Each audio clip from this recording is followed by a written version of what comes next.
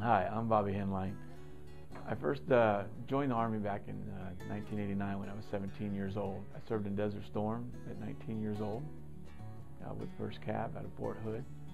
And then I got out of the Army in 1992 because I was done. I was done with the Army, I did my time, and it was time to move on. Met my wife, had 3 kids, and we went along, and I knew I kept missing the Army. Then 9/11 happened, and I told my wife again that I was going to go back in. And at that time she thought I was too old, at 30 years old, that the Army wouldn't take me. She didn't realize their motto was, if the uniform fits, you're in. After coming back in, I went to Airborne school, and then I went to 82nd Airborne.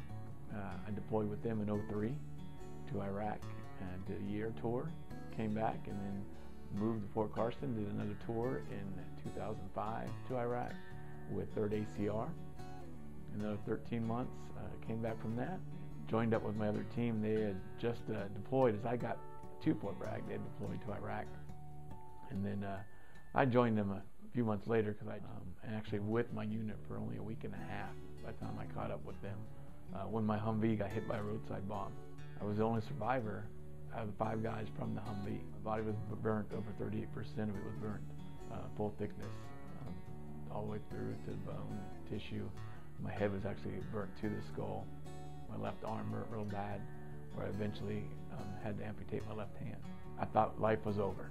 I didn't think I could ever do anything I loved. In one instant, those dreams were over. My life had changed for myself and for my family. And one day, about a year out from my injuries, on National Public Radio, NPR, did a story on me, the comments that people made, and how they were inspired just because I had a positive attitude. If I can inspire others through my story and share it and help them get through whatever they're having trouble in life, then that's what I need to do. Yeah, I might be ugly to the bone, but inside, below the bone, where the heart and the brain lie, our true being and our spirit and who we are.